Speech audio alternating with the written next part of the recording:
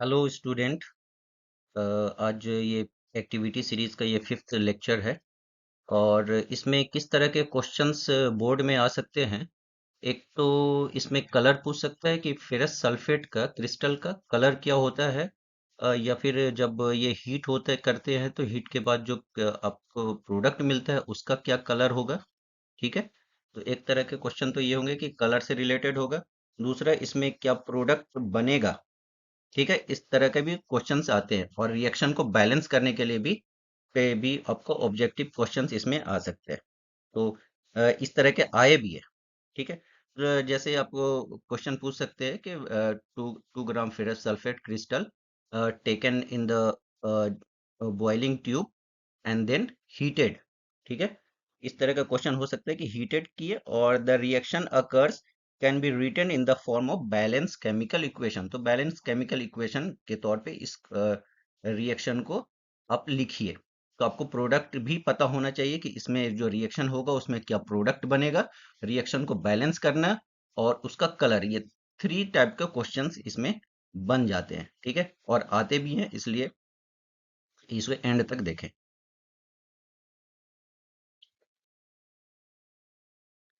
सबसे पहले ferrous sulphate जिस फॉर्म में पाए जाते हैं नेचर में, वो होते हैं फेरस सल्फेट हेप्टाहाइड्रेट। हाइड्रेट किसे बोलते हैं, वाटर मॉलिक्यूल को हाइड्रेटेड बोलते हैं, हाइड्रेटेड फेरस सल्फेट। और ये इसमें 7 मॉलिक्यूल्स होते हैं। 7 मॉलिक्यूल्स किसके होते हैं, वाटर के। और 7 के लिए हम लोग केमिस्ट्री में यूज करते हैं हेप्टा। केमिस्ट्री में क्या यूज करते हैं, हेप्टा यूज करते हैं। ठीक है।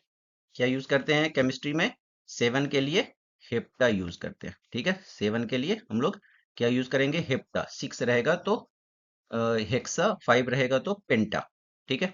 जब इसे आप हीट करते हैं तो आपको क्या मिलता है, एनहाइड्रस फेरस सल्फेट, मतलब वैसा फेरस सल्फेट जिसमें आपका वाटर मॉलिक्यूल नहीं होगा। वो जब आप हीट करेंगे तो वो वाटर मॉलिक्यूल क्या हो जाएगा, रिमूव हो जाएगा। तो फेरस सल्फेट जो हेप्टाहाइड्रेटेड जो आपका क्रिस्टल फॉर्म में पाया जाता है, इसका कलर क्या होता है, ग्रीन होता है। इसका कलर क्या होता है आपका, इसका कलर ग्रीन होगा।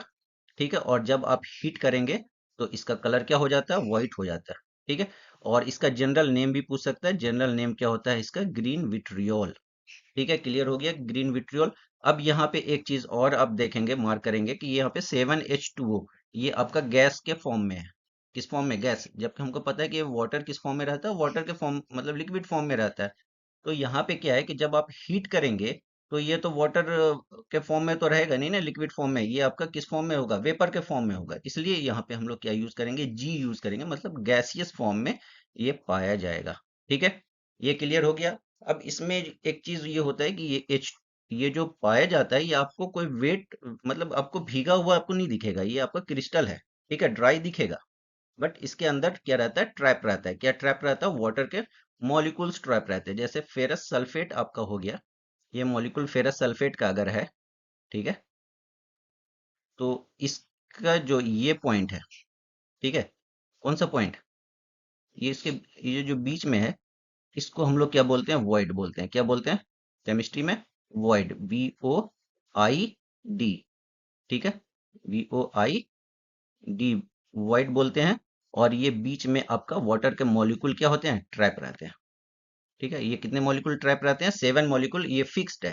ठीक है, ये फिक्स्ड है, 7 मॉलिक्यूल ट्रैप रहते हैं। और इसी को हम लोग क्या बोलते हैं, वाटर ऑफ क्रिस्टलाइजेशन बोलते हैं। 7H वाटर को, इसको में जो मॉलिक्यूल होता है जो आपका पाया जाता है, इसे हम लोग क्या बोलते हैं, वाटर ऑफ क्रिस्टलाइजेशन। जिसका डिफिनेशन होता है कि it is the fix number. ऐसा नहीं कि 7 कहीं पे रहेगा, कहीं पे 6 होगा, कहीं पे 5 होगा। आपका 7 आपका फिक्स रहेगा, fix number of water molecule present 1 formula unit of A salt. Salt जो यहाँ पे क्या है, फेरस सल्फेट है, उसके 1 यूनिट में आपका 7 वाटर मॉलिक्यूल क्या रहेगा, ट्रैप रहेगा उसके वॉइड में। इसलिए इसे हम लोग क्या बोलते हैं, वाटर ऑफ क्रिस्टलाइजेशन, क्रिस्टल के फॉर्म में पाया जाता है। क्लियर हो गया। तो इसमें यहाँ पे उसको मेंशन भी कर दिए कि वाटर, ठीक है, ferrous sulphate crystal which seems to be, देखें, which seems to be dry contain water of crystallisation. Dry दिखेगा बट उसमें वाटर ऑफ क्रिस्टलाइजेशन प्रेजेंट होता है। और कितने, 7 मॉलिक्यूल्स प्रेजेंट होते हैं। When we heat crystal, this water is removed when the salt turns white, white colour का हो जाता है। आप जब इसे फर्दर और हीटिंग करेंगे, आप जैसे हीट किए, ये वाटर मॉलिक्यूल निकल गया, कलर क्या हो गया, व्हाइट ग्रीन से। अब फर्दर आप अगर इसको हीट करेंगे तो ये जो आपको ट्रायंगल दिख रहा है, ये ट्रायंगल किसका रिप्रेजेंटेशन है, ये हीट को रिप्रेजेंट करता है। किसको करता है? हीट को रिप्रेजेंट करता है। ये हीट को रिप्रेजेंट कर रहा है। तो यहाँ पे आप या तो आइदर आप हीट लिख दो, ठीक है, HEAT, हीट लिख दो, या तो फिर आप इसको ट्रायंगल का सिंबल आप यहाँ पे दे दें, तो भी आपको इसका मतलब मीनिंग यही होता है कि यहाँ पे आप इसको क्या कर रहे हैं, वार्म कर रहे हैं। तो अब फर्दर हीटिंग, जब आप इसको फर्दर हीटिंग करेंगे तो sulphate decompose to ferric oxide Fe2O3, sulphur trioxide SO2 and sulphur dioxide SO2, SO3 sulphur trioxide, sulphur dioxide, ferric oxide, ये तीन अब इसमें कंपोनेंट में क्या होता है, डिकम्पोज हो जाता है। तो इस तरह के रिएक्शन को हम लोग क्या बोलते हैं, जहाँ पे वन मॉलिक्यूल टू या टू से ज्यादा मॉलिक्यूल्स में या फिर एटम में क्या हो, एलिमेंट में वो डिकम्पोज हो, इस तरह के रिएक्शन को हम लोग क्या बोलते हैं, डिकम्पोजिशन रिएक्शन। ठीक है, तो ये डिकम्पोजिशन रिएक्शन का एग्जाम्पल भी है FeSO4। ठीक है, तो ये रिएक्शन डिकम्पोजिशन रिएक्शन भी है। इसमें हीट आप क्या कर रहे हैं, दे रहे हैं, मतलब बाहर से आप हीट क्या कर रहे हैं, ठीक है, प्रोवाइड कर रहे हैं। तो इस तरह के रिएक्शन को हम लोग बोलते हैं एंडोथर्मिक रिएक्शन, है ना। जिस तरह के रिएक्शन में हम लोग हीट क्या कर रहे हैं, प्रोवाइड कर रहे हैं, उस तरह के रिएक्शन को हम लोग क्या बोलते हैं, एक्सो इंडोथर्मिक रिएक्शन, एंडोथर्मिक रिएक्शन। ठीक है, क्लियर हो गया। अब इसका कलर क्या हो गया, रेडिश ब्राउन। तो हीटिंग आपका कंप्लीट जब हो जाएगा तो कलर आपको ग्रीन से क्या मिल रहा है, रेडिश ब्राउन। जो फाइनल प्रोडक्ट मिल रहा है उसका कलर क्या हो गया, रेडिश ब्राउन। SO3 जो हो गया ये गैस है, SO2 गैस है, और गैस को हम लोग एरो से भी डिनोट करते हैं। यहाँ पे या तो इधर आप स्मॉल g लिख करके ब्रैकेट में लिख दो, या फिर एक अपर आप एरो का आपको साइन आप प्रोवाइड कर दो। ठीक है, तो दो तरह की चीज हो गया। नेक्स्ट अब लास्ट क्या बचा है, इसको बैलेंस कर, क्या करना, बैलेंस करना। बैलेंस करने के लेक्चर में हमने बताया था कि सबसे जिस उस मॉलिक्यूल को सबसे पहले हम लोग चेक करते हैं जिसमें सबसे ज्यादा क्या हो, नंबर ऑफ एटम हो और नंबर ऑफ डिफरेंट एटम भी हो। तो सबसे ज्यादा नंबर ऑफ डिफरेंट एटम किस में, FeSO4 में। ठीक है, तो FeSO4 में अगर आप देखेंगे तो यहाँ पे Fe का कितने एटम है, वन एटम है। Fe के कितने एटम है, वन एटम है।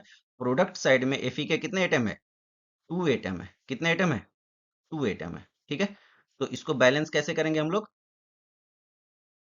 इसको बैलेंस करने के लिए हम लोग यूज करेंगे, यहाँ से टू से मल्टीप्लाई कर देंगे रिएक्टेंट साइड में। तो आपका Fe एटम देखिए टू हो गया, रिएक्टेंट साइड में Fe एटम टू हो गया। नेक्स्ट हम लोग किसको चेक करेंगे, सल्फर को चेक करेंगे। ठीक है, तो रिएक्टेंट साइड में सल्फर आपका कितना है, टू, वन सल्फर एटम है और टू से मल्टीप्लाई है। ठीक है, इसको ब्रैकेट समझ लो कि ये टू से मल्टीप्लाई है कंप्लीट मॉलिक्यूल को। तो सल्फर भी यहाँ पे कितने हो गए, टू सल्फर हो गए। ठीक है, और प्रोडक्ट साइड में कितने सल्फर है, वन सल्फर यहाँ पे है और वन सल्फर यहाँ पर है। प्रोडक्ट साइड में भी टू सल्फर है, तो सल्फर बैलेंस हो गया। अब रिएक्टेंट साइड में हम लोग देखेंगे ऑक्सीजन। ऑक्सीजन के कितने एटम है, चार एटम है, और टू से मल्टीप्लाई है, तो ऑक्सीजन के कितने एटम हो गए, एट एटम हो गए। रिएक्टेंट साइड में ऑक्सीजन के कितने एटम हो गए, एट एटम हो गए। ठीक है, सल्फर के कितने एटम हो गए, टू। और आयरन, आयरन के कितने एटम हो गए, ठीक है। तो ऑक्सीजन के फोर एटम थे और टू से मल्टीप्लाई, टोटल एट एटम हो गया। यहाँ पे ऑक्सीजन का देखिए थ्री एटम है।